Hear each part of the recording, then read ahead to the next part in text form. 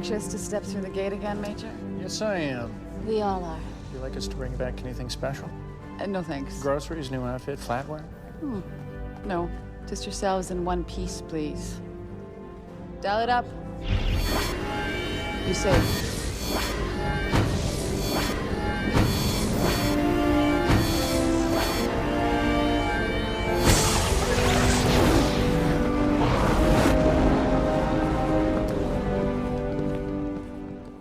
Welcome, the Jumping Puddles podcast. Be sure to listen to us on Spotify, Apple Podcasts, and or YouTube, and follow us at Jumping Puddles Podcast on Tumblr and Instagram, and Jumping Pud Pod on Twitter. And if you want to support our podcast, please check out our coffee. Hi, I'm Sam, and with me are my fellow co-hosts, Tor and Ash. Hey! Hi! And today we're talking about the real world. Dr. Elizabeth Weir awakens in a psychiatric hospital outside Washington, D.C., where she is told that she never left Earth and that the entire Stargate program and Atlantis never existed. But all is not what it seems. Dun dun dun! Dun dun! Okay! I feel like the dun dun dun is very fitting for this one episode for Elizabeth. You know, it's funny, I really enjoy, like, when the boys are getting hurt, like John and Rodney, it's like, haha, torture them. But Elizabeth, like, the things she had to go through in this episode, I was like, stop hurting my girl emotionally, physically. I was so mad. Something about seeing men suffer. ... Yeah, but I do have to admit, I like to see my characters suffer. Like, when I like a character, I like to see them suffer from time to time. It's fair. And, like, I'm hurting for them and with them, but also I'm like, oh my god, yes, make them feel all the emotions. Like, all of them. And we got all of them in this episode. So good. I love this episode, and I don't think I'm ever not gonna love it. Of course. I think no one should be shocked at this revelation. Like, the Ash Lois episode, yeah, obviously, water is wet. Like, yeah, I think it's a really interesting episode, though. I feel like, well, going back to, like, the first time I watched it, I feel like I watched it and I was kind of like, okay, like, it's an episode. I was like, I didn't really have any, like, strong feelings for it. But I feel like, especially rewatching it now that, like, we've, like, talked about, like, Elizabeth and, like, her lack of screen time, I'm just so grateful that this episode exists, first of all. And second of all, that it is, like, fun. Question mark. Fun is not the right word. But haunting? I don't know. It's good. It's definitely better than I think I originally thought in my first rewatch, or my first watch. Yeah, there's just something about Elizabeth-centric episodes that I think they're always hits, at least so far. You know, Before I Sleep was a great character study for Elizabeth, and I think this episode is equally as good. I just love also the concept behind this episode. Like, it's very reminiscent of Home to me, where episodes we get to explore characters' inner psyche through their, like, dreams or, like, the inner workings of their mind are just so interesting. And I love seeing whatever enemy of the week it is try to get inside our character's head, because we get to see inside the character's head, and it just is so good. It's lovely. Actually, really quick before we dive in, or maybe we should save this for the end, I'm not sure, but I just wanted to ask. Okay, so which one do you guys prefer? Before I Sleep or Real World? Oh. That is cruel. Oh. That's so hard. Okay, because I'm thinking in my head, I love Before I Sleep because there's great team banter in that episode, which is always my number one favorite thing. And I really love how much it says about Elizabeth's love for Atlantis and love for her people. It was really like a profound sacrifice, and her getting to meet an older version of her was really cool. A lot of things about that episode was really cool, but then there's something about the real world that presses a more emotional button in me for some reason. I think because we've spent more time with these characters and they've spent more time together, the team really calling Elizabeth back to them and like her kind of beating this thing with their help, but like also because she just wants to go back so badly to them and to Atlantis. It was like really powerful, really emotional stuff. So I think I'm leaning towards the real world. Just slightly more. Gas. No, I'm kidding. Ash. Okay, I'm gonna think out loud for a little bit because while Tor was talking, I was like, okay, these episodes are kinda very opposite, I feel like. Because in Before I Sleep, it's about Elizabeth saving the team, and here it's about the team saving Elizabeth. Kinda? Yes, true. True. And Yeah. both of them are very delicious. They are. They definitely are. I think this is cruel because they are so different in when it comes to their tone and their what they emotionally evoke in you. But I think I'm slightly leaning towards Before I Sleep. Ooh. But I think I love this episode. I do. Like the real world. But I think what I like a little bit more in Before I Sleep is that there is more team interaction, and this is the real world is very much an Elizabeth said. Like the first half, I checked, the first 22 minutes is only Elizabeth. And then we kind of slowly start to see this team and the team worrying for her. And I love those scenes. I don't know where this is coming from, but Before I Sleep feels warmer. And this episode feels much colder. And I think, okay, maybe I'm getting somewhere here. But I think Before I Sleep is more of a comfort episode for me. And the real world, not so much. I need to be in the right headspace to watch this episode and to like really get into it because of like the horror aspects, I think, and the emotional and psychological stuff that's happening there. So I think, yeah. That was perfect. Okay, that was that's a great explanation. I feel like you described like the warmer and the colder, like that just like again took the words right out of my mouth and put it into yeah, because that's how I feel as well. I think I definitely prefer Before I Sleep.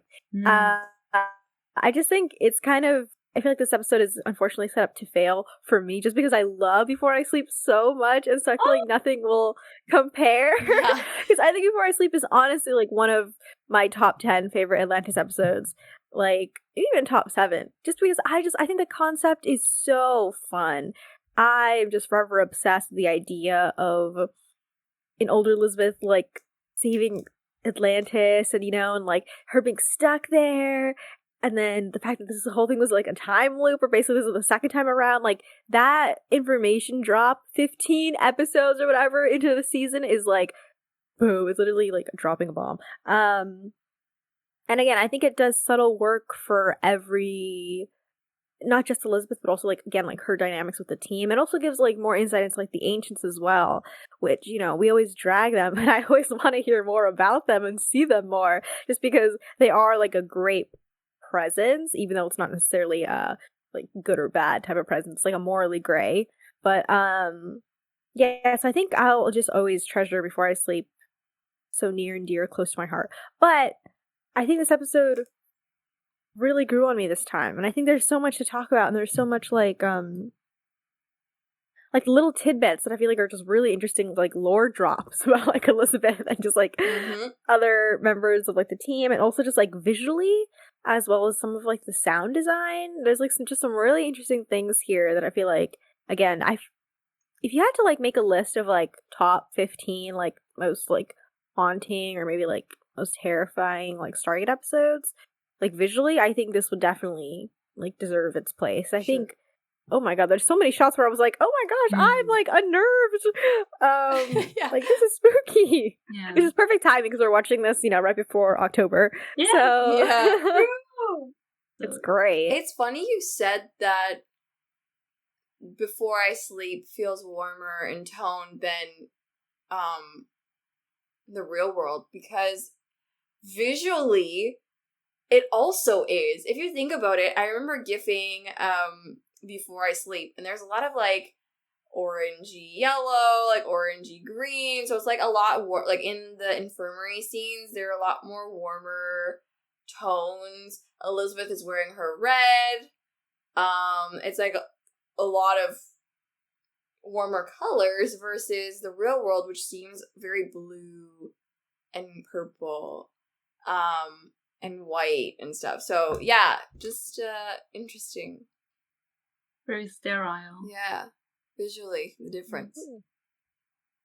Also, one quick side note, because what you said, Sam, what you said about Before I Sleep and the Ancients, I think Before I Sleep is the reason why I still kinda, on some level, like some of the Ancients. Because I like Janus. True. Oh, I love Janus. He was a real one. And I think, yes. And I think that's why I'm still, like, in my heart kind of championing for, like, an Ancient spin-off, because I want to see what they fucked around with 10,000 years ago and what he did. Yeah. Fair. No, I agree. I think, yeah, I feel like, I don't know if we should, like, clarify this, but, like, no, like, even though, like, we, like, rant about, like, how much, I mean, especially me, like, how much I dislike the Ancients, I do feel like their, like, presence and, like, them as characters are just, like, really fascinating. Even though, like, I don't like their actions, like, I'm never not gonna be like, oh, like, I don't want more ancient lore. Like, no, I'm like, give me more, because I want to know, like, what the hell is going up in their brains, you know? Like, they're weirdos, but, like, I want to know. So, like, it's, like, a weird, like, love-hate. It's, like, but it's not, like, oh, I don't want them in the show. Like, oh, they're such, like, bad. Like, it's never that. It's just more like, oh, I hate what they did, but they're super interesting, and, like, let's learn more type of thing. So, just to clarify, I promise, like, we hate the Ancients, but, like, in a fun, intellectual way. Yes. I mean, where do you even start with this episode? Okay, can I talk about something that right at the beginning cold cocked me in the face because I forgot about this? Succession fans. Yes. Is that Connor Roy in Atlantis?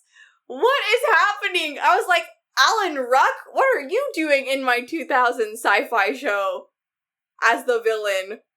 How the fuck did we pull Alan Ruck? Yeah! Craziness.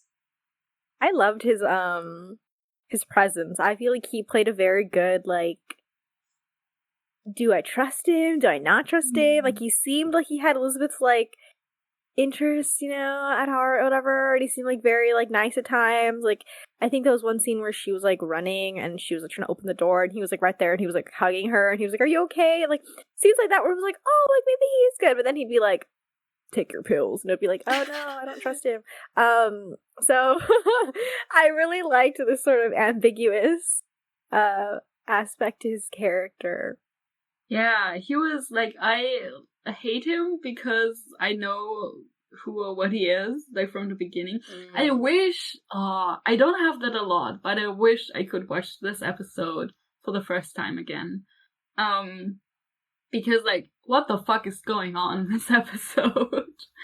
And also with his character especially, like, do I trust him? Because he appears to make sense, and I think that it's one of the cruelest thing in this in like this setting, and she's in a psychiatry, and she's talking about Atlantis and the Stargate, and everyone around her acts like it doesn't exist.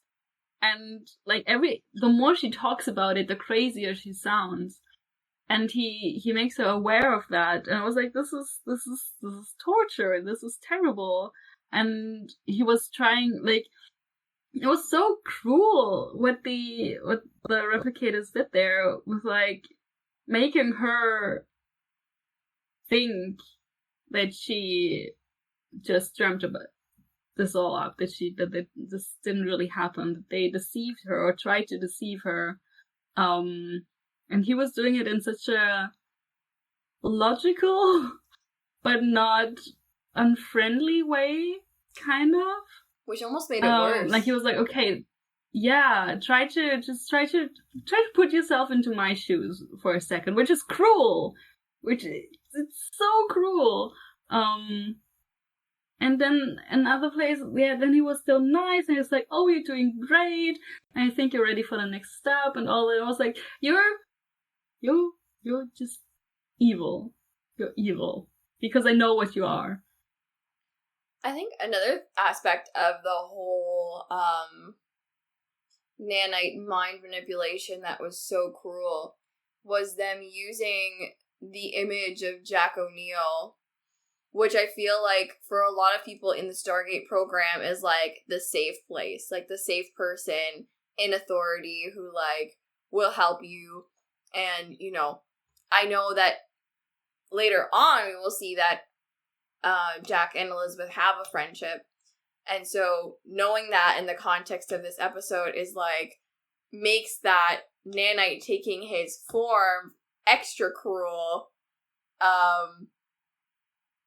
Because like that first scene between those two, like she wanted so desperately for him to help her, and like she took it as like a cruelty, like he was doing it on purpose, like, why are you doing this to me?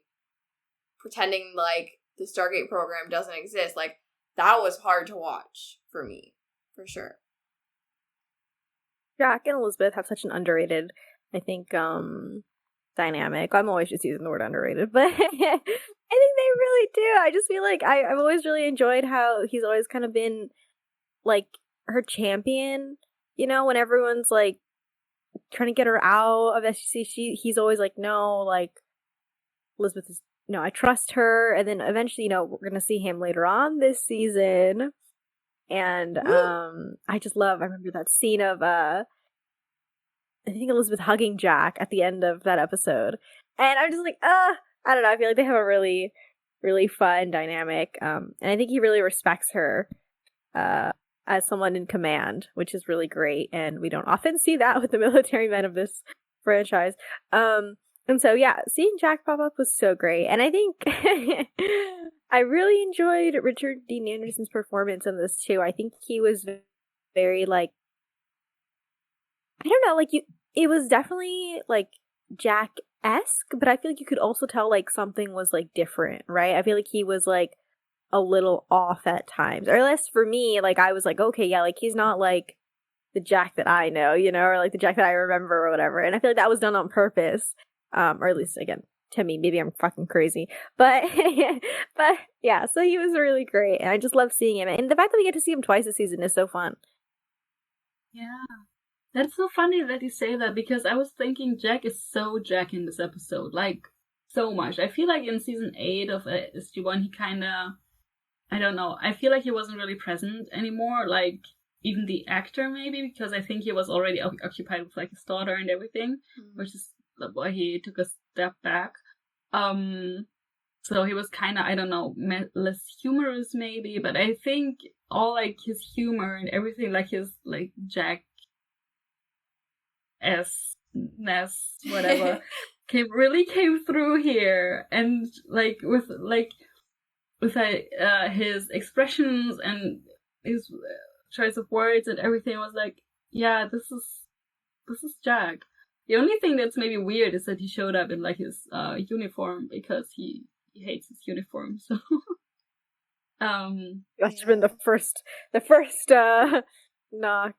Yeah, But yes, I also love his relationship with Elizabeth, and I'm gonna out myself as like a tiny Jack and Elizabeth shipper on some level. Heck yeah, why not? I feel like come on, like I feel like there's something, and maybe it's just I listened to an interview earlier about this partly about this episode, and there Tori also said that she really enjoyed working with Richard Dean Anderson, like in general, and in this episode as well. And she described him as a flirt, and I was like, okay. So maybe I'm not crazy what I'm picking up here, but I feel like that's just me. Yeah, no, but I do love them, and I love how much he respects her, and as you said, Sam, he champions for her and supports her and tries like everything to keep so that she can keep her position in Atlantis. He's always there, and which makes it even more evil in this episode that he pretends like that he doesn't know about the Stargate program. Yeah, and it also makes it more evil that they made him so Jack in this episode. Like, the fact that he was like, I don't care that you had a mental break or you were stressed, like, we want you back. Like, it's just similar behavior to how the real Jack would act with her in real life. So, yeah, just evil. But I do see the chemistry there, the potential for sure. Like, when he's awkwardly playing with the bush leaves when they're talking at her house, like, that was so funny and very Jack, I feel like. Trying his best to be, like, kind in an awkward situation. And another line that really struck me as Jack was when they were going to that meeting and Elizabeth was talking about her medication and she was saying, you know, like, I feel really numb a lot of the time, and Jack was like, yeah, that's me all the time. I thought that was a really interesting line for Jack to say. I don't know what to comment on that, but I feel like it was certainly interesting that he said that. Yeah, I noticed that line and I was like, I just, like, let's assume they have a friendship. Like, I think they have. Like, they kind of, she gave him basically command of SGC, and then we see them in the beginning of Atlantis and stuff. So they know each other. And she probably knows about, like, his past and stuff. And, like, this is still, they're taking, like, the nanites are taking information from her brain and fabricate, like, this world, right? Yeah. For her. So he can only be what she expects him to be, basically. And what the nanites want. But what if, like, they kind of forget a little bit about that, I think, in later seasons, about Jack, that he lost his son. But, like, in the beginning of SG-1, that's like a huge thing. And what if that's what he meant?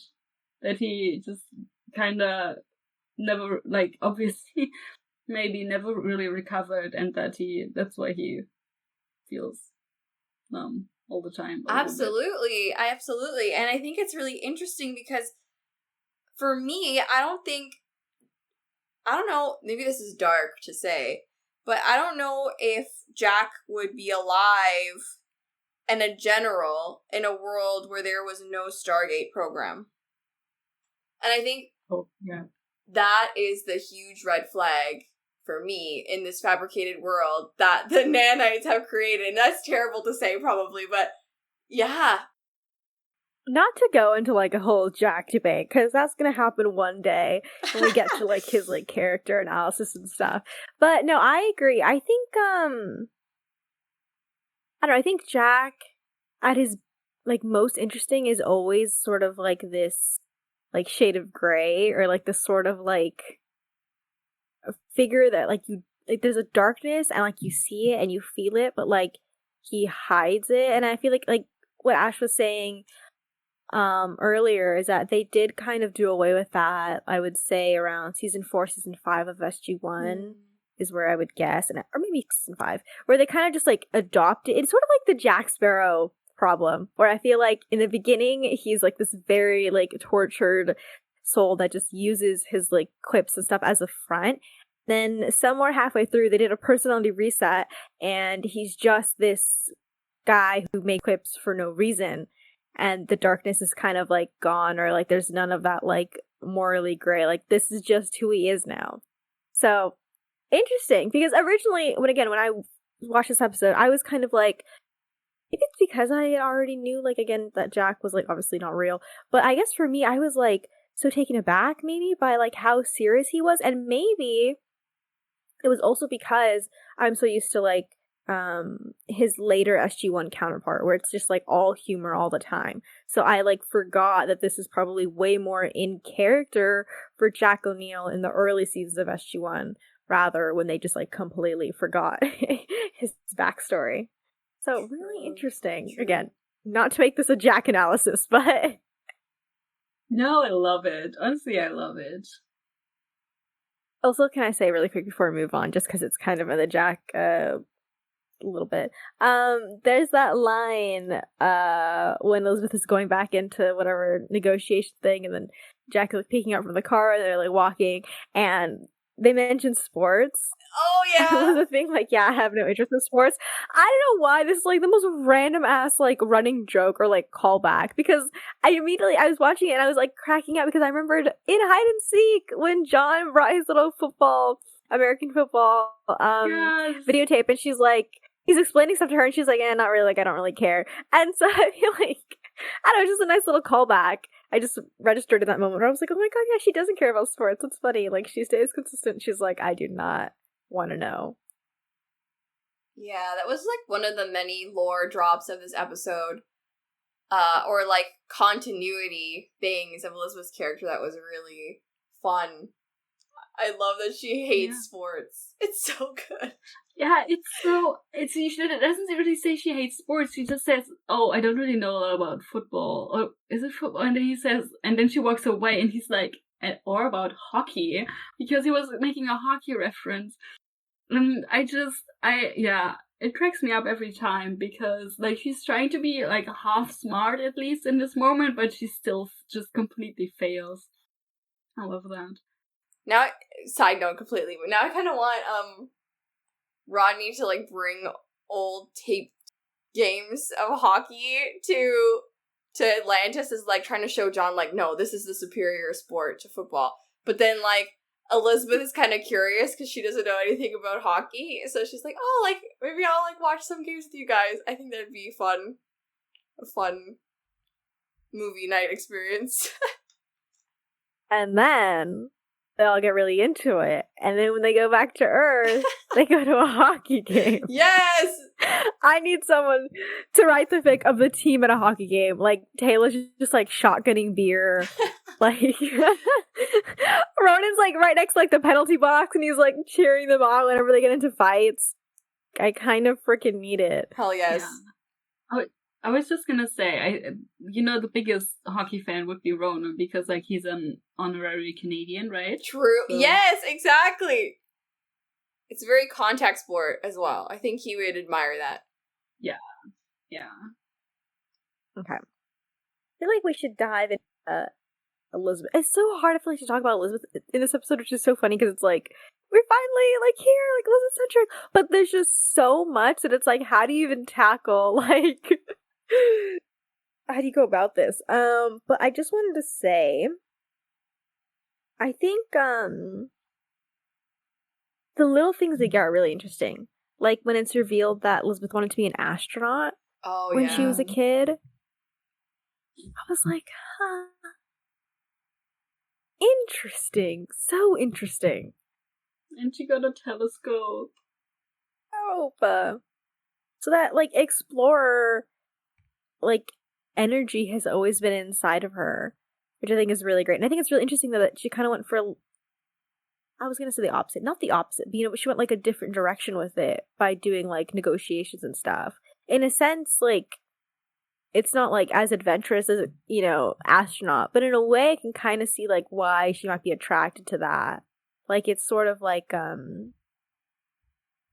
you're still meeting like different cultures, and you're still like like making things connect and like fixing things and having treaties and stuff. Like in a way, it's not definitely as adventurous for sure, but I could see in a way why she would be like attracted to that as like a career when she's older. That's the best thing you're gonna get on Earth if there's not a Stargate. Yeah. And I think it's at some point, not in this episode, but before, it's said that she traveled a lot, like because she was working for the UN. So she did get around, but it's kind of funny that like she dreamed about leaving Earth, but instead she kind of made Earth, tried to connect Earth more, and stayed very connected to her home planet at first, and then eventually leave for a different galaxy.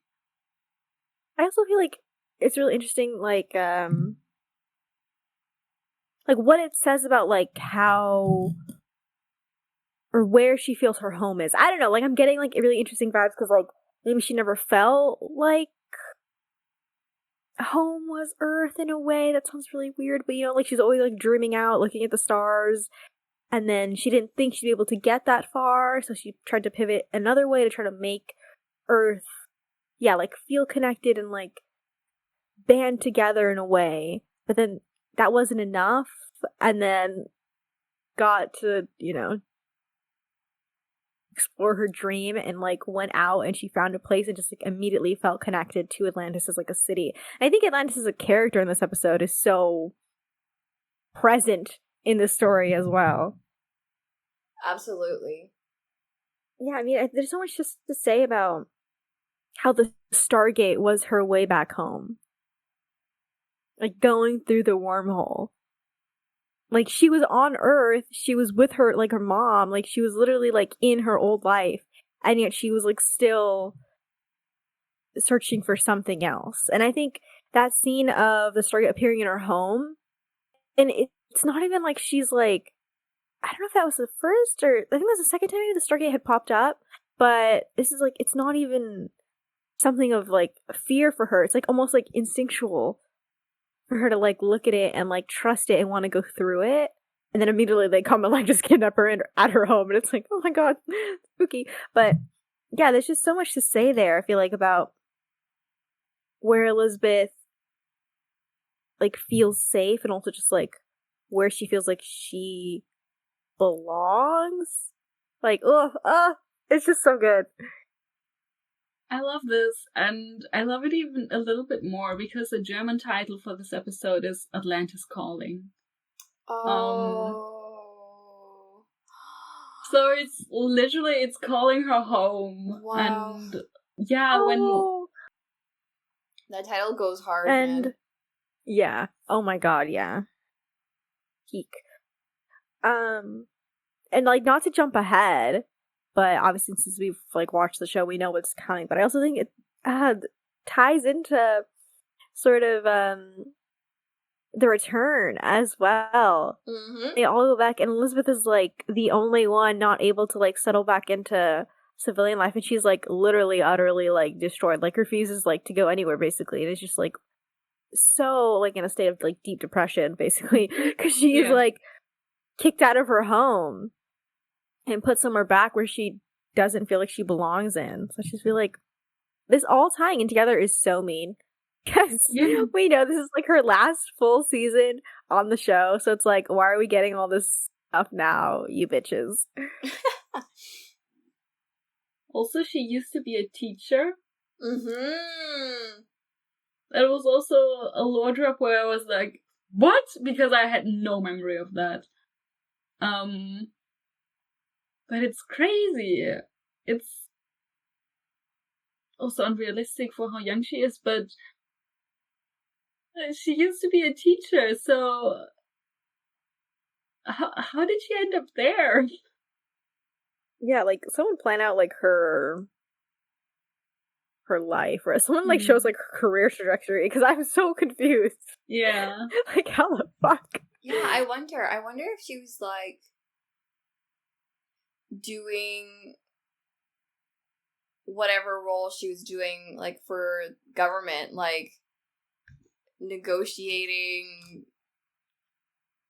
Which, that's another thing that's crazy, the fact that she was a badass in her Earth life as well as on her Atlantis life, like trying to negotiate a non-nuclear arms proliferation deal.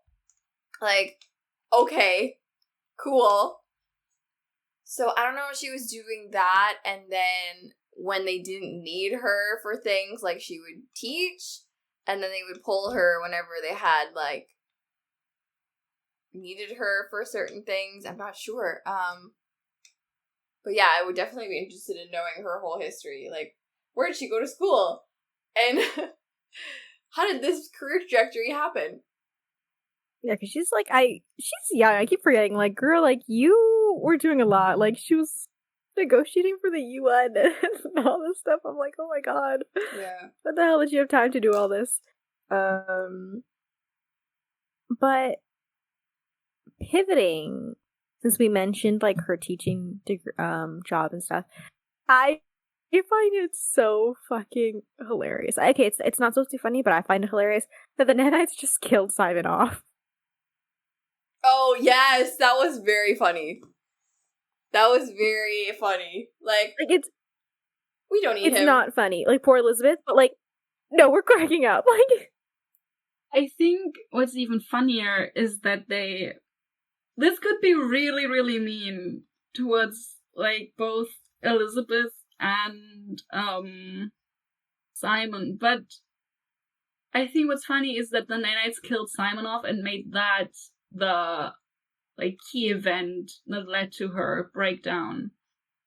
And I kept wondering if maybe, like, one of the reasons why Elizabeth kept being suspicious that this was not real was because she didn't believe that Simon dying would have such an effect on her life. gag her. Gag it. I don't doubt that she loved him and that she was serious about the relationship, but I think I talked about their relationship a lot in other places, but I don't think that. I think they settled for each other, and they were kind of happy, but also it wasn't like a big deal. Kinda, it was like what you did because it was comfortable and maybe expected from you. But I don't think that her heart was ever truly, like, completely with Simon. It was always out there, with her work and eventually Atlantis. Absolutely. So, yeah. I also would not give her a breakdown. I'm sorry. Yeah, I think it's funny that That was all I wanted to say. the nanites like didn't try to use, and telling that the nanites didn't try to use Simon as like a way to keep her in like their little mind trap. Like, we can get rid of that guy, he's expendable. Just kill him off in a car accident. No problem. That won't affect her reason to stay or anything. Nope. Maybe they knew that if they tried to, like, make Simon, make a Simon, or, like, portray themselves as Simon, they would know that she would see through that much quicker, like she did in Home. Like, I know in Home, it wasn't nanites, but, like, she knew so quickly that this wasn't Simon because he wasn't really behaving like he did, and maybe the nanites kind of saw that, like, saw the memory. I was like, okay, no, we can't go that route, we have to take a different one. No, just thinking about the nanites, like, reading her mind. They're like, ooh, are they off again or on again? And they're like, what is this drama? And they're like, we can't replicate, like, their weird-ass relationship. Like, just kill him off. Like, she's gonna know, like... Bye.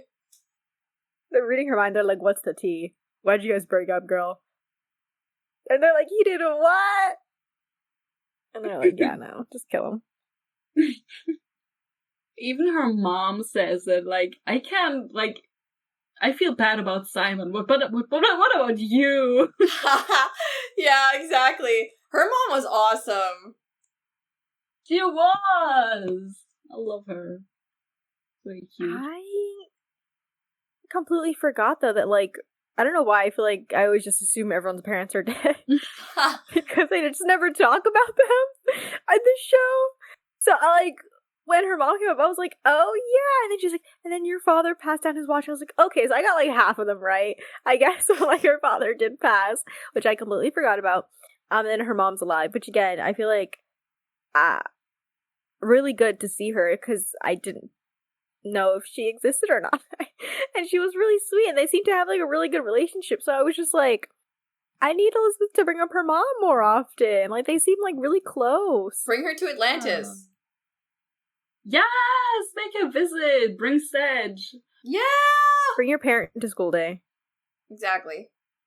Yeah, no, I love that. I love her mom. She's very sweet and very, kind, I think. And again, the cruel tactics of the nanites, that she was like, they pulled out all these, like, dream thingies, where she's like, oh, do I really seem like a dream? Do I not seem real? Does my hand not feel real? I was like, Oh, stop it with the torture.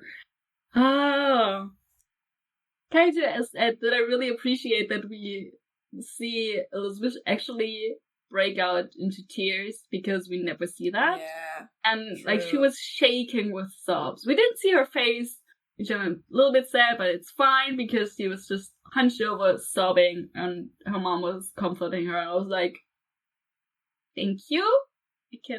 Yes, thank you. Filing that away in my mind. Yeah, for later. For fake. Yes, exactly. And gifts. And edits. Mhm. We have the three trifecta in here. We do. That was another thing that really was awesome, though. Like, they gave that watch a backstory, because in the episodes prior, she would, like, when her and John would talk in her office, like, she would play with it. Like, she would play with the links with, like, her pen. And, like, it was always around. And I would, because I didn't remember, so I'd always wonder, like, what is the deal? Like, why am I always seeing this watch everywhere? Like, what does it mean? Does it mean something to her? So it was, like, nice to know that the set dressing was there for a reason, and they made a reason that was compelling for that. Yeah, and her reaction when her mom gives it to her also shows, like, that she apparently also was close with her father. So Elizabeth might be the only Stargate character who has a good relationship with her parents. Yeah, well adjusted. With both of them. Which makes sense. That tracks. Yeah. Fits her yeah, for sure. Taylor? Question mark? That's true. That's true. We don't really know about her. We know a little bit about her father, right? Mm-hmm. But we never. Yeah. I was just gonna say, I think it's terrible to say this probably, but I feel like the things like Elizabeth's quirks and eccentricities are similar to those of people who, like, love their parents too much versus, like, John, who, like, his eccentricities reflect someone who had terrible parents or, like, did not have a good relationship with their parents growing up. So Well, yes. We have the entire spectrum on Atlantis. we do. From loving your parents too much to I'm never speaking to them again. Yeah. Everyone's just littered all over that list. Speaking of family members that are in this episode, we see Sedge again. Sedge makes a grand. I just have to say, I'm sorry, there's just no way I will ever believe that Elizabeth left her dog behind on Earth. Like, I'm sorry. Like, in our version of Atlantis, Sedge is there. Like, there's just no way. I just know Elizabeth is like a crazy dog parent. Like, I Oh, just yeah. know she's that girly to take her dog with her everywhere. Like, I'm sure they go to restaurants and they sit in the outdoor seating area sometimes. Like, no, you're telling me she left it in another galaxy? Absolutely not. No. Apparently, sorry, this is from the bonus material, but I think it fits in here because apparently Tori was like joking / pitching to Brett Wright that they should bring Sedge to Atlantis Aww. permanently and just have her there. Heck yeah. Yep. Okay, I'm glad that Tori said that, though, because I trust her opinion. Her mind is so huge, because we're always saying that. We're always like, why the heck wasn't Sedge in Atlantis? I love that she was also fighting for that. Oh, and That's she so said, cute. oh yeah, even more, she said, oh, they should bring her to Atlantis permanently and then equip her with a little, like, I don't know, ancient translator or something so they could understand her. Oh, Yes. That was her idea! Hello! Where's the fic? Where's the fic? honestly, That is so Atlantis. the one good thing that the ancients were good for, making an animal translator. Oh my god! What if it goes that way? They find like a new laboratory and they don't know what it's about, and then they kind of figured, oh, it has something to do with animals. Maybe it starts like with the whales that are in Atlantis. Oh yeah. And then there are other things that are, okay, we need like a lab rabbit, but maybe like, what about a dog? Like, this seems to be for dogs. And Elizabeth is like, hi, so at home I have a dog, and that's why they bring Sedge to Atlantis, and then she has to stay. Yes. I love that. I don't know why I was getting like Lassie vibes as well. I was like, I don't know why. I feel like Sedge would be like, something's wrong. I feel it. Like, something's different about Atlantis. Like, Elizabeth, I'm like, Mom! Be, like, warning everyone before, like a natural disaster or something funny. Like, I don't know. Yes! Just silly. Yeah, but I love that scene of, Elizabeth, like, when she's getting into bed. By the way, I love her pajamas. Yeah, so The cute. pink shirt and the purple pajama pants. Like, girl, I know what you are. It's 2000s girl. I love when she's getting into bed and she just like pats it, or just like Sedge just like automatically like kind of hops on and like settles down, and just like, oh, that's a routine for them. Like, I'm sure maybe Sedge like slept in her bed in real life or something. So I just think it's so cute. He just hopped up and was like, yep, I'm ready to sleep. Oh. And the way he like looked, or she looked up, like when Elizabeth got up too, like, it was like, oh, Mom's leaving, where's she going, kind of too, was so cute. So cute. Yeah. And also, I just realized that in that scene, I think after she like pats Sedge, she's like, it's good to be home. I feel like that's probably only because of Sedge. Like, otherwise she wouldn't say that. Yeah. That's the only thing to miss. Yeah. But also, Elizabeth, please sleep under the covers. Please go under the covers. Please, there are monsters. There are literal monsters. You have been having nightmares. You have been having hallucinations of creepy, dark figures coming out of walls, coming out of the bed. Please go under the covers. I was like, how do you sleep like this? How do you live like this? Yeah, too much exposure. It's not cozy. Yeah. No. Even, especially when you're having nightmares. Yeah, no, definitely not. Insane behavior. So, I have a bone to pick, though. Uh-oh. So, let me explain myself first. Well, I don't know if it's a bone, but it was a previous bone. But I just want to put it out there. So, I think originally why I struggled with this episode, the first time I watched it, was, for those of you that have also seen Buffy the Vampire Slayer, Buffy did a similar episode. And I don't know if this is like a trope in the early 2000s, because I'm trying to think of like other shows that like have like this similar episode. I'm not sure. I definitely just remember Buffy for sure. But I just think the Buffy one handled it like so well. Like, I think it's like the best example of like this type of episode. I think because they kept that sort of mystery alive, and by the is it a spoiler? I don't know if it's a spoiler, but slight spoiler, I guess. But by the end, you're like actually like not sure which world was real. That's Which cool. I think is so Ooh. genius, and it's just so well done that you're just like genuinely like unsure, and like there are people like discuss it to this day, and like it's just such a fun idea. And so I think, not that I wanted this episode to sort of mirror that, it didn't need to be that. I like that it was more of like a Get Out kind of vibe.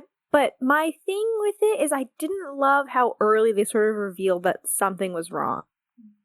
Because I wrote it down. It was around like the 10-minute mark. When Jack does like his head does like that weird thing, and she sees like some other version or whatever. That was around like the 10-minute, around 9-minute mark, and I wasn't a big fan of them revealing so early that something was wrong. I kind of wish they had like kept it and just like, is this real? Or maybe just show like Elizabeth like having like, yeah, like weird hallucinations and stuff, but like not, I don't know, like not that where he's like, I don't know. Maybe I'm just going crazy, but I kind of wish it was a little more like suspense before it sort of turned into like a thriller, because I just feel like there was tension throughout the episode, but I feel like it low-key like started too early. I kind of wish it was more like eerie, and then it was like, okay, now you have to escape, like you have to get out. I just felt like the entire episode was her trying to escape, and I just feel like sometimes, for me, I don't know if the tension was all the way there a first time. I feel like I definitely appreciated it way more the second time. But yeah. Yeah, I can see that. And I think also the weird head thing with Jack, it was kind of jarring. And I don't know if it was necessary. Because she was already kind of spooked by him and his reactions to everything that she was telling him. So I think it might have helped if she just told him to go before that, because she was like, something is wrong, or like he's behaving strangely, but maybe not then realizing that something is wrong. Yeah, I feel like I don't think they trusted the audience enough. It was one of those things. They were like, I don't know if we can trust the audience to stay engaged in this like psychological sort of thing in our sci-fi show on the Sci-Fi Channel. So they were like, let's just drop the hint that something sci-fi is going on so that they know. And I feel like that sucks, because they could have definitely amped the tension up and like made us question reality way more for longer. But I respect the attempt at it. 100%. I think what this episode just does, again, for Elizabeth, and just sort of like getting more insight into her character, is sort of like enough where it's like, okay, whatever, like I don't mind that the episode went in maybe a different direction than I would have wanted it to, personally. So yeah, it's just like a minor bone, because I still feel like there's just so much to just sort of learn. For sure. And it is like, once like once they actually show the team and like you for sure know what's going on, I think that's when it like really kicks into gear, because then like the team's trying to find a way to rescue her, and we flash to them outside of reality, and I think it just adds like more. Speaking of just like random stuff, I feel like I did want to mention something sort of about Elizabeth's hallucinations, especially about the ones around John, sort of like looking like breaking into her mind almost, right? Like they are definitely John. I feel like this is silhouette for sure. Like you can definitely make that connection. But what I really enjoyed was sort of, he's not in like his traditional like Atlantis wear. If you notice, the more I was looking at him, I was like, it low-key looked like he was in his Aratus bug. Like he had like the black long sleeve and like the black pants. And then I was really noticing that when he was trying to break in, when she was at the asylum, it was almost like I would hear like hisses. Right? It was like really interesting noises. And I was like, is this somehow like, are they trying to show that the nanites like the bug John version breaking in instead of like the version of John she would trust automatically, which is just like the human version? Like, I was just so intrigued by all that. That is crazy. I have two things about that. The first thing is that I know it's supposed to be John, but it doesn't look like John. Like, it's a different actor. Yeah. And that threw me off. Like, every time, I've watched this episode many times, and every time I'm like, why did they choose a different actor? And then I tried to explain it to me, and like, there's a real, like a real, like, or like, real possible explanation for that, and there's the one that I make up myself to like explain it, and the one that is most probable, I guess, is they didn't want to like use Joe or like have him come there or pay him or whatever it was. Mm-hmm. So they just used a random extra. And the other one is that maybe, like, as you said, he was like trying from the outside to reach her. And maybe it was a way from the nanites to like they couldn't stop him completely, but they could try to like obscure him a little bit so she wouldn't recognize him immediately and then realize, oh, this is all a dream, let's break out of here. So maybe. Yeah, I kind of like that they didn't use Joe, because I feel like it made John uncanny in Elizabeth's mind, and so it made her trusting him that much more effective, because he was not entirely himself for whatever reason, nanite reason, mayhaps. So yeah, that was really powerful. It made it more powerful to me, for sure. Well, since we're here, let's talk about the Elizabeth and John of this episode. Hell yeah. There are things I liked, and there's things I don't like. Ooh, I want to hear. Ooh, Let do us know. tell. It's not really that I don't like it. It's just, I think Elizabeth and John's dynamic is so well established at this point. Like, we're 3 seasons in, I feel like you kind of, like, we get how close they are. And I don't mind, per se, that, like, John was, like, the one to sort of, like, be talking to her and, like, giving her a speech, and just, like, you know, he was the one who, like, rushed inside and, like, grabbed onto her arm and, like, fully transformed into her brain, basically. But I just kind of hate, again, that, like, the character, like, Taylor, Ronan, and even Rodney, I feel like Rodney was not as guilt-ridden as I wanted him to be. I feel like I wanted him, like, losing his mind almost, being like, this is my fault, like, she's gonna die, it's my fault. And then again, Taylor and Ronan are, like, just not given, I think, the respect, and, like, I feel like their relationship with Elizabeth is also very important. I feel like I would have liked to see, like, the team, all come at the end to help break her out. Like, I think, you know, when, like, John shows up in the hallway, I think it would have been fun if, like, there were, like, different team members in different hallways being like, this way, or, like, leading her out, like, oh, this way, and then, like, helping her, trying to, like, get out.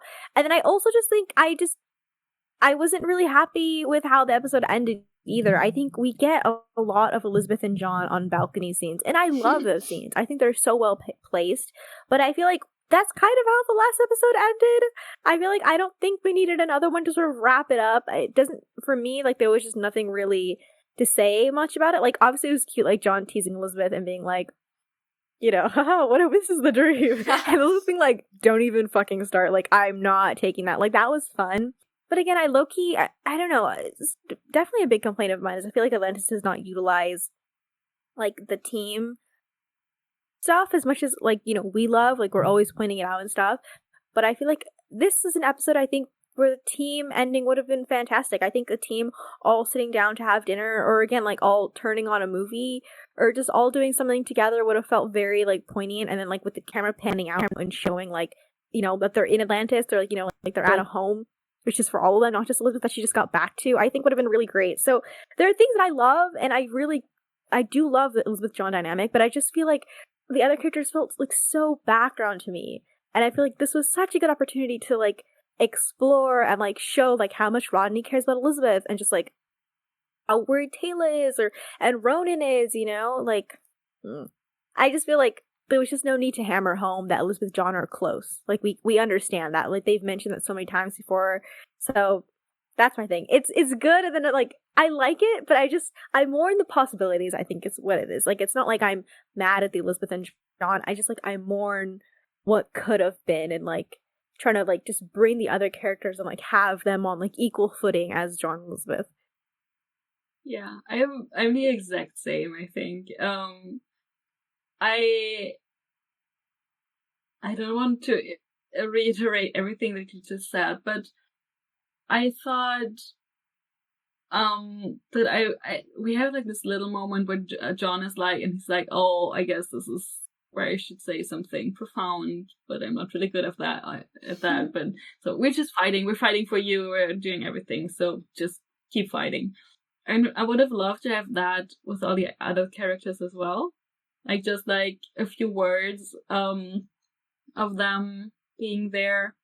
I don't know if I can see that all of them are rushing in to save her, but I love the image of like all of them like popping up in her dream and kind of like guiding her, or maybe just being like a front against Jack.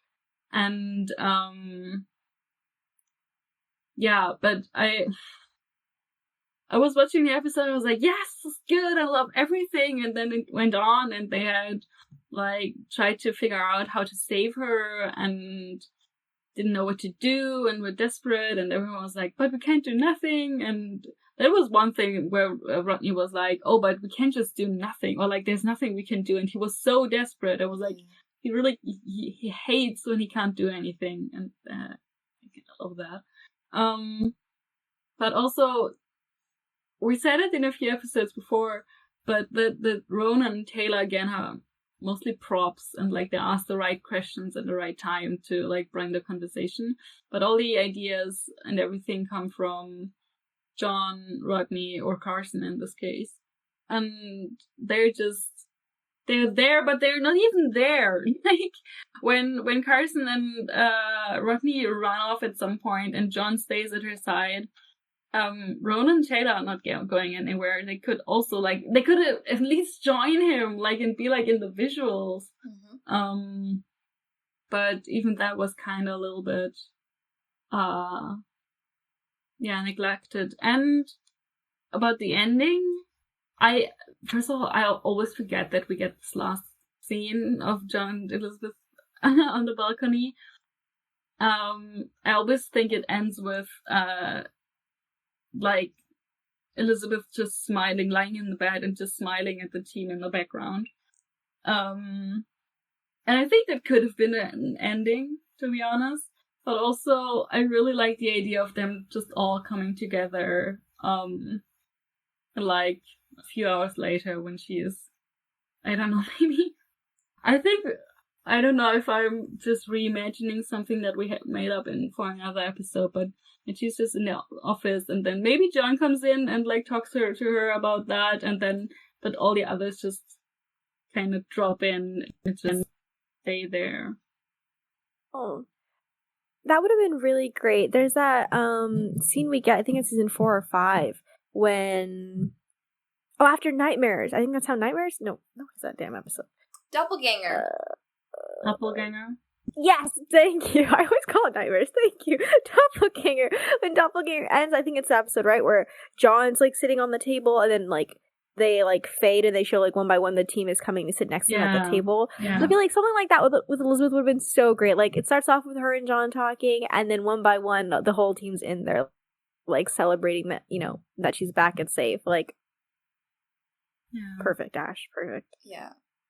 Just to piggyback off of what you guys were saying, I definitely agree, and I think I mentioned this before, but the show sometimes suffers from John having main character syndrome. I feel like a lot of the relationships that are showcased on the show are like John and Elizabeth, John and Rodney, John and Ronan, John and Taylor, and for an ensemble cast that is so rich, and they're great at delivering dialogue, they're great at doing background acting, they have great chemistry, all of them, all of the pairs. It really sucks that it's always John who is like the glue holding everybody together. Don't get me wrong, I think his relationships with everybody are always extremely interesting, because John to me is so interesting because he operates on that level of like emotional repressedness. So like inevitably every relationship he has is like fraught with like layers of different things, which is great. But I think everybody else has equally interesting dynamics and relationships that deserve to be explored and are not, because John is quote unquote the main character or operates as the main character in the story. So yeah, that's where I'm like, oh, there is missing potential. However, I do think that John's belief that Elizabeth can hear them, that was an interesting thing to come from John in particular. And I do like the fact that the not usually verbally showy character kind of was forced to do some verbalizing in order to best help his teammates. So yeah, that was I did like John in this episode. Just wish he didn't get it all the time with every character. 100% agree. And I think he utters one of my favorite lines. And honestly, I think I guess it's not really a team line, but I'm going to think of it as a team line. Where I think it's Carson. She says she's on her own, and he goes, "No, she's not." Yes! I love that scene. Love that dialogue. I think it just doubles. Oh, so perfect. Just, again, not just as like a piece of dialogue for John and Elizabeth, but also just a piece of dialogue for just like the whole show. Like, that's it. That's the whole show. Absolutely. No, she's on her own. No, she's not. Like, that's the show. And I think it's just so perfect. I love them so much. I really do. Also, a lot of time when John was talking to her, he was talking like in the we form, like he was like, "We're trying to find a way, like we're fighting for you, and you have to fight for us." So that was really, yeah, he had to verbalize it, and he was like, at least like in his words, the team was there as well. Yeah, he included everybody for sure. And I think it was a very John thing of him to do, to be like, I don't care if I get infected by nanites, I'm gonna hold her hand. Like, that was really, that was very John and very cute. Yeah. I did want to talk about Rodney in this episode as well. I like how he was getting excited about the biology only because it was going to help Elizabeth. Like, it was very shocking to see him so passionate about, like, tumors and stuff, which is usually not his branch of science. But also, like, Rodney freaking out as well when John ran into the quarantine zone. Like, what the hell are you doing? Was great and very Rodney thing to do. Also, yeah, I think, even though I definitely wanted more of Rodney and Elizabeth, I'm actually was really pleasantly surprised by the Rodney and Carson dynamic in this episode. I feel like I really enjoyed it. I think, we have our complaints, I feel like, about that dynamic, but I feel like this is an episode that I feel like it felt very balanced, which is finally what I've just been asking for. What is it? That was that scene. Oh yeah. Rodney stealing Carson's idea. And then like Carson like at the end like trying to take the device back. It just felt very like banter, but like not in a mean sense. It was just them two like bickering over like what to do or like what, how to do this and whatever. And I don't know, it just felt very is probably like one of like my favorite Rodney and Carson dynamics, just because I feel like that's just who they are at their core, and like, yeah, it was just so fun to watch. Definitely gave a break from the horror at times too. Yeah. Yeah. I think the scene when they come back with the idea and with the tumor and everything, and they have like this biohazard container there, and Rodney is just like playing it with it basically, and Carson's the whole time like, no, stop, don't, please be careful, like takes it and very gently sets it back down, and then at some point Rodney takes it and just runs away, and Carson's like, no, stop, please, wait a minute. That was very, very funny. But also, Rodney knows what he looks like when he's having a great idea, which shouldn't be surprising. But like, yeah. That was a great line too. How much time does he spend in front of the mirror? Well, you know what? I'm diving into personal territory now, but when I was in school and I had a project, like I had to do a presentation, which I avoided, but sometimes it was unavoidable, or I was studying for an exam, I would actually talk to myself in the mirror. Like I was like teaching somebody else the work. So maybe it was like a thing that he would do to like work out problems, like talk to somebody as if they were, talk to his reflection as if it was another person. Aww. And I mean, who better to talk to than to Rodney McKay when you're yourself a Rodney McKay? So Exactly. That actually makes sense. That I can see that. He's just like, yeah, okay, good, yeah. I'll incorporate that into my headcanon. Yeah, because he like wants to talk to another genius, but sometimes another genius just isn't available, and who is more of a genius than Rodney McKay? So there you go. I also thought it was kind of nice that, you know, Rodney can be abrasive, and he has his moments where he says things that are not so sensitive. So when John was mentioning, like, wanting to talk to Elizabeth while she was in the coma, and like, oh, can she hear me, and whatever, and Carson was like, yeah, there are some cases, and then Rodney was like, yeah, I don't think that she can hear you with nanites in her head. He kind of said it very gently, like not in his usual abrasive Rodney way, but he was like almost trying to be gentle in the letdown.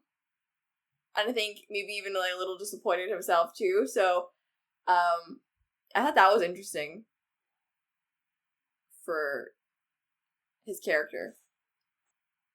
I don't know if it wasn't Elizabeth or it was like 5 years ago, he would have said it quite that way. You know what I mean? Yeah. Yeah. It would have been even sweeter than if he still had talked to her. Exactly. Maybe a little later. True. This is true. So sad that I feel like it would have been nice seeing again. So maybe, okay, if they're not going to be like inside of her dreams or something, I don't know, it would have been nice to just see her, like see each member like talk to her briefly, you know? And just get maybe like a montage of like when she's running, she hears like voices. Maybe they're just like trying to just cheer her on or something, you know? Like, wasted potential.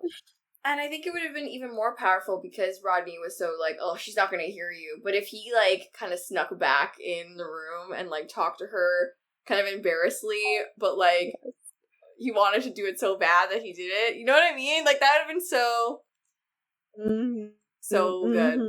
Missed potential there for sure. Also, we know that she was only in there for 5 hours. That's not that long a time. And I'm convinced that nobody of them left the room unless to like go make plans and like get the wraith stuff. True. But I think they all stayed there for the whole time. I agree. I do love how Elizabeth is fighting, and that we see, I said it earlier, that we see like a whole range of emotions. But I also love that we see a little bit of like unhinged Elizabeth, or maybe it's just a glimpse of what could have been if the the directors and producers listened to Tori, and let her fight. Because at some point she just, like, she tries to break out multiple times. She tries to wrestle, like, 2 of the guards, basically. And obviously she doesn't have a chance, but she's so,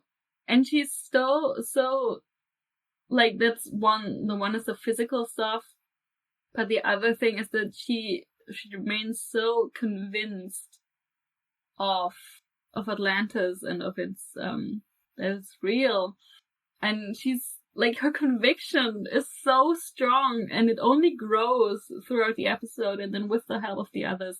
I was so amazed, and so every time I'm happy that in the end, like, she literally has to choose. Like, she can either go with Jack or with John, and then she follows John.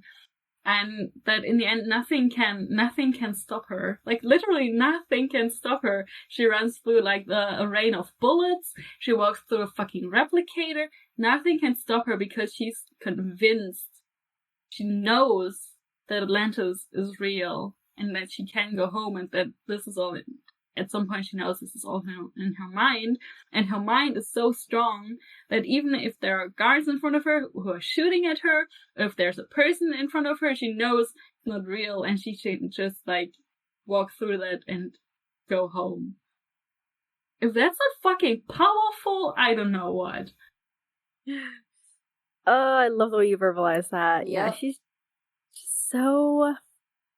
so courageous, and I think that's such a, like, it's the perfect word, I think, and sort of what you need in a leader, especially of, like, a fucking Atlantis, you know, like, this dangerous ass aliens coming at you 24/7 type of job. And so getting to see her finally, like, show that side of her, like, we've seen it before and we see it in glimpses, but it's just so fun whenever it pops up, because I think it's the main reason why, like, she's a perfect woman for the job. You can say, like, it's because of, like, oh, her negotiation skills, blah, blah, blah, blah, all this other stuff, but I think, I don't know, for me it's her courage, and I think, obviously, not to diss the other Atlantis leaders, but I don't think any of them have the same courage that Elizabeth does. Elizabeth has a lot of fucking balls, let me just say that. Elizabeth has some fucking balls on her, because she'll just... Some of her choices we obviously do not agree with, but what I respect about her is that she just makes a choice and she rides it out. And if it's the mistake, well, okay, gotta fix the mistake. But she just takes her chances, and I think it was so fun, yeah, like what Ash said, just to kind of see her as, like, feral almost, like, fighting her way out. Like, she had to fight, she had to break free of being stuck in this prison in her own mind.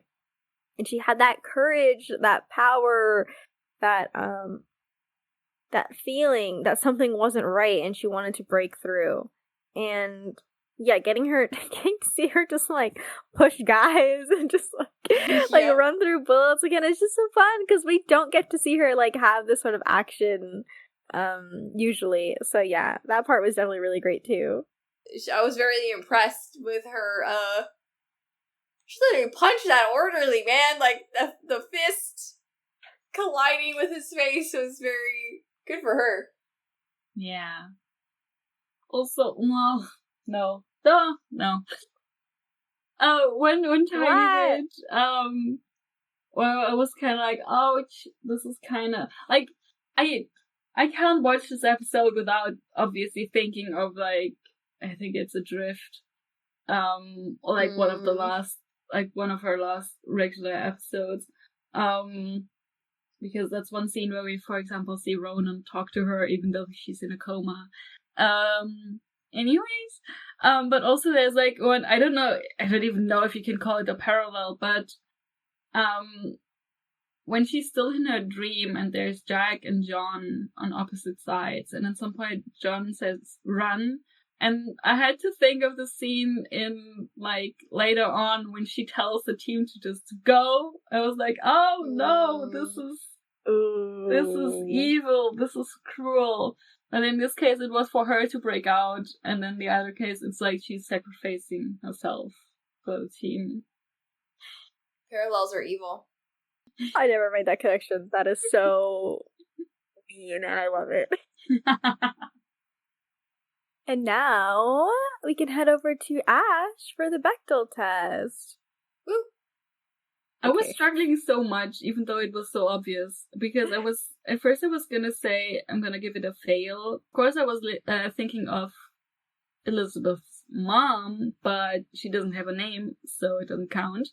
But there's Enid, the other patient. Oh yeah. And they have an interaction, so this episode passes. Nice. Lucky. Honestly, I should be very grateful it passes. Yeah. And I guess we can just stay over with Ash, because you've got the behind the scenes. Okay. So, this episode was written by Carl Binder and directed by Paul Ziller, and it's the only episode of Stargate Atlantis directed by him. Oh. Interesting. Okay. I was say I don't remember that name. I liked his too. style though. Me His horror too. style. Yeah. So for like background info, when Elizabeth's face disappears in the mirror and she drops a bottle of medication, the medication is actually Jelly Bellies. What? Yeah. Damn. They're so unserious. They're so unserious. We mentioned this before, but as in Home, Elizabeth's dog is played by Tori Higginson's real dog, Sedge.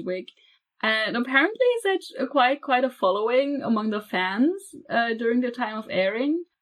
And at the time when they were filming this, Tori was also filming a feature film, and Sedge was also in it. But they didn't have any scenes together. And Tori said, I quote, "So she has a career completely separated from mine now." Oh. So, this episode is very similar to the Earth Final Conflict episode In Memory. And for those who don't know, Earth Final Conflict was a TV series from 1997 to 2002, created by Majel Barrett and David Kirshner and based on an original idea by Gene Roddenberry. Okay. What? That That was a lot. Oh my gosh. I know! I didn't know Majel Barrett created a show. And it ran for a long time. Yeah, 5 years. Wow. Also, the plot of this episode is kind of similar to the plot of, Sam, you mentioned this, Buffy the Vampire Slayer, Normal Again. And it's also similar to the movie Jacob's Ladder, which is one of the scenes that makes this episode look similar is when Elizabeth can see Jack's head shaking abnormally during one of their conversations. So that apparently also happened in Jacob's Ladder. Jacob's Ladder is the most fucked up movie ever made. Not actually, but it is a creepy ass movie. So, I like the inspiration. Really? Oh, nice. I've never heard of it. Oh my gosh. No, me neither. The soundtrack from the beginning of the episode is very similar to the one from the game Silent Hill, where part of the plot takes also place in a psychiatric hospital. Then we have a few recurring actors. First and foremost, obviously, Richard Dean Anderson. But he guest starred in the SG-1 episode 200, which was originally broadcast on the same day in 2006. Oh, wow. Also, Christina Jastrzębska, who played Elizabeth's mom, who is, by the way, called Catherine, but we don't know that in the show, so yeah. Huh. But she previously played Musley in the SG-1 episode Core Eye, and Gina Stockdale, who played Enid, the other patient who was talking like the group therapy, previously played a maid in Chain Reaction. Oh. I did not recognize either of them, so No, that's me neither. fun. Also, there's something I'm really pissed about, and I have the DVD box set of Stargate Atlantis, right? And it's like Right. a special edition even. And they usually, like, most episodes have audio commentaries for the episodes. This episode is the only one in season 3 that doesn't have one. What? And I'm really, really mad about Weird. that. I feel like It's there's like, on the back it says, like, 19 audio commentaries, and there are only 20 episodes in this season. what the hell? I want to know what happened. What did you do in this episode? What the heck? There's so much to talk about in this episode, I feel like. Crazy. But since I didn't have really that, unfortunate. yeah. Since I didn't have that, I went to see if there was like an interview with Tori about this episode, and this one, it's not only about this episode, but it's about season 3, or at least, season 3. And it's by Gateworld, which I don't like to plug, but I'm still doing it, because it's a nice interview. And there she said that she really enjoyed working with Richard Dean Anderson. She really enjoyed that her dog got to be on the show again. And she was also really thrilled for this app because she knew that Carl Binder was writing it. And he was actually someone who liked Elizabeth and who liked writing for her. So everyone say thank you, Carl Binder. And apparently he had the idea for the story, or he pitched the story way earlier than it actually got to be made eventually. So he had been sitting on this for quite a while, and I kept him through in. And Tori was really excited about that because she knew it was going to be good. Yeah. Thanks, Aww. Carl. That's really sweet. I know. Thank you, Carl. Oh, man. I would have actually really liked to have seen this episode maybe in season 2. Or I don't know. I just feel, or maybe even like another Elizabeth episode in season 2 or something. I don't know. I feel like every season we should get an Elizabeth episode, we should get a Taylor episode, we should get a Ronan episode. We should also get a Taylor episode. Absolutely. Yeah, we should. Yeah. No, and I'm convinced we should. That should be a thing that all the characters get like one episode focused on them. But it was a really, I don't know, it's a nice little interview, I think. And it's very fresh because it's like from when the episode aired. Aww. That's nice, at least. Nope. That's awesome. I love when, yeah. Even though we didn't get like a commentary, we still got her words about the episode. Yeah. And now we can head over to Tor for the fic corner. Oh my god, I'm so excited. All right. I'm excited too, actually. So, for today's fic corner, we have 2 fics. Kind of opposing ends of the spectrum, I guess, in terms of ships, but very similar sort of feelings or premises in both. So, the first fic that I'm reckoning is Take Me Home by Stargate Lover. I think we know who that is. It is a lovely Taylor Beth fic where they are going on vacation to Earth. But Elizabeth is sort of apprehensive about returning to Earth in light of her recent nanite-induced trauma related to Earth. I don't know. I just love the character voices in this, and the idea that to Elizabeth, Atlantis is and always will be home is so poignant in this, and so it is very sweet. Go read it. Go, go, go! Clapping, clapping, clapping. Now we get a shout out. Our resident fic writer on the team. I'm blushing. And I also am going to rec one by She Tiger. This is called Colorado Springs Vacation Guide. This is a John Elizabeth fic. I haven't personally read this fic, but I am a huge fan of all of She Tiger's work, so I figure why not rec it on the pod. I kind of cheated because this fic takes place after the return, when Atlantis is on a new planet, but a lot of the discussion and emotional heart is based off of this episode. So basically, after all the nanite stuff, the Athosians invite John and Elizabeth to take part in a ritual to sort of make the new planet that Atlantis is on their new home. And it's a very sweet fic. Also about how Atlantis is home. So, yeah, a little bit of different stuff across the board this fic rec corner. Love Nice. it. And we have polls to discuss. We have lots of polls, lots of things to discuss. So the poll results are in for Progeny. And the poll question was, on a scale of 1 to 10, how much does it bug you to see the replicators in Atlantis? And we got 21% of people said, I like seeing them. 44% of people said neutral TBH, and 35% of people said they hated those motherfuckers.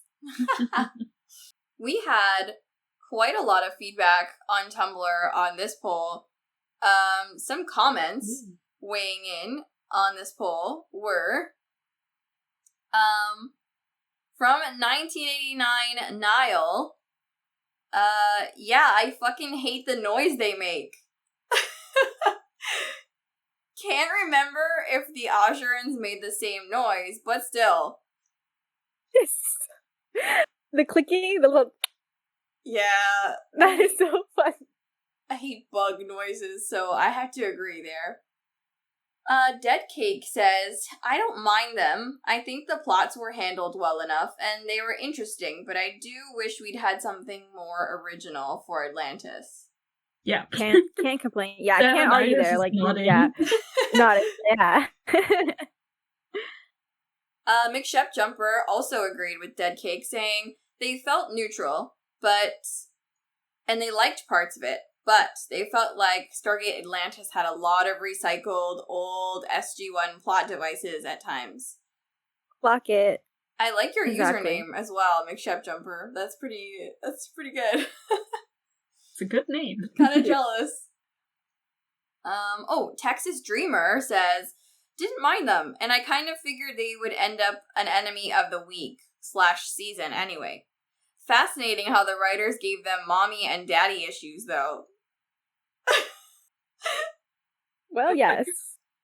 Didn't have one, they had two, mommy and daddy issues. Both. And, like, step-sibling issues. Like, they had the whole family. They had it all. Family tree issues.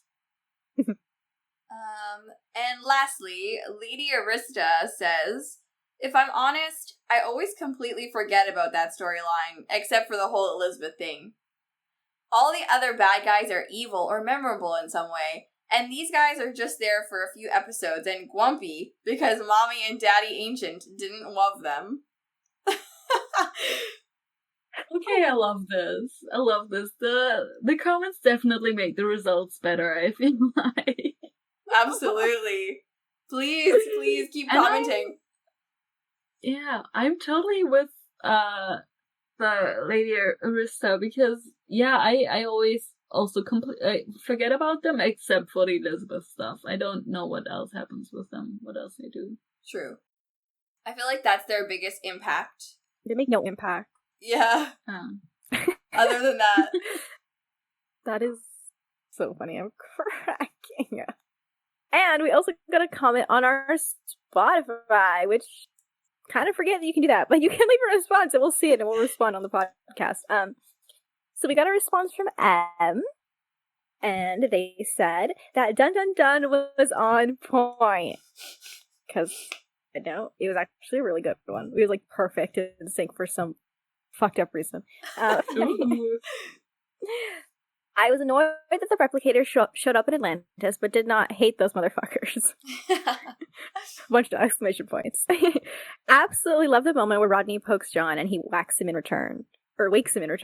Love the podcast, working through the episodes for the second time, as recently introduced my housemate to Stargate Atlantis. I have loved SGA since I was in school, showing my age. Keep up the great work. Oh, thank you. for the second time? That is crazy. We're all just throwing hearts you. up on the screen. Yeah, We you can't see it. but hearts, thank you so much. That is such a sweet message. Honor to be here for your second time.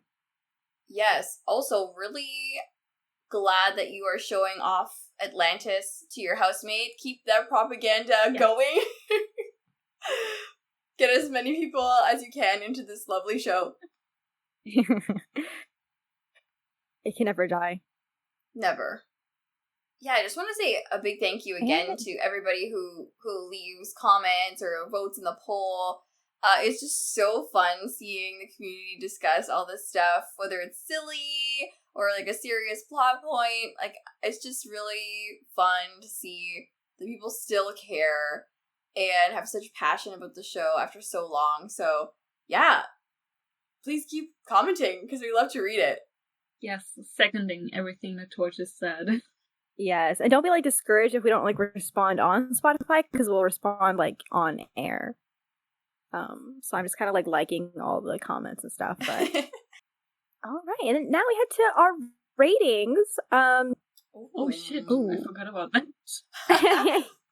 Oh man, this is kind of tough. I'm actually really curious to see what everyone thinks, because I'm kind of stumped. Actually, I can go first. I think I got it. Okay. So, definitely an episode that I think grew on me. I think there's so much to say about just Elizabeth and her character. I love the visuals. I'm actually really sad that that guy who directed it was unfortunate. He only directed one episode. Really enjoyed the horror aspects. Really enjoyed the Elizabeth of it all. Again, I think my only complaints with just again the lack of Taylor and Ronan, and the team I think was a little underutilized. I would have liked to see more of that come through. But at the end of the day, honestly, I'm just so happy that Elizabeth got to have her moment and just got to break free and show she can be courageous without using a gun, or without being this action lady, she's just she's a leader in a different way. And I really enjoyed that. So I think I'm just gonna give it an 8. Yeah. Yeah, I think I'm also gonna give it an 8. I feel like Elizabeth episodes are always a treat. I love seeing the inside of her mind and all the things that make her her.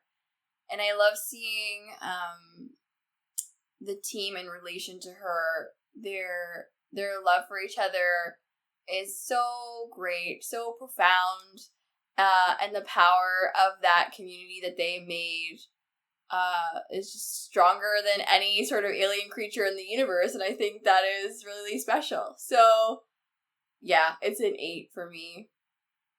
I think it should come to no surprise that I'm gonna rank this episode a little bit higher than you two. I love this episode because, if nothing else, it shows us how much the team loves Elizabeth and how dead set they are on not losing her and helping her and supporting her in whatever way possible, and that they will do, and that they're desperate to get her back. But I also love this episode for all the not behind the scenes, it's real life, about the background info about Elizabeth's life before Atlantis that we get. I feel like this is the most info that we ever get on the most detailed info that we ever get on a character, and about her specifically. Definitely there's so much, even if it's just snippets. And as I said previously, that I just love how much we get to see of Elizabeth, not just one aspect of her personality, but so much of her, so many emotions, so many feelings, and she goes from fear to anger to vulnerability to joking around to, we see her break and kind of give up at some point, and we just see so much, and I just love that so much beyond everything. The only thing that I'm criticizing, I think, is that I wish it would have been a little bit more of a team episode, like that we see, or like more of a Elizabeth-centric, but her relationship with the team members, like the single team members, would be a little bit more in the focus instead of what we were talking about, just her and John. So all that being said, I think I'm gonna give it a 9.5. Wow. I think it's very fair of all of us. Definitely. We're just on a good streak, I think. I think so. What's next? Oh. Is that common ground? Is it? Oh wait, is that? Oh, Hot new bombshell enters the villa. Oh. And it's called The Wraith. nice. That's exciting. Wow, we're gonna have a great set of episodes coming up, guys. Season 3 is so fucking good. It is. Yeah. It is. So, be sure to check out everything linked down below. We'll link all the fics to our recommended. You can check out all their socials. You can see what we're up to during the week. And you can also follow our Jumping Puddles accounts to see when we post new episodes. And also, you can vote on polls on Instagram, Twitter, and Tumblr. And feel free to leave a comment as well with your vote and tell us how you feel. And we'll read it on the air and respond. And of course, you can also respond on Spotify. And vote on Spotify too. You can do a lot of things on Spotify. You can follow us. Anyways, thanks for hanging out with us today. Bye. Bye. All right, you clowns, listen up. I don't often get a chance to say this, so savor it. Good work, boys and girls. Let's go home.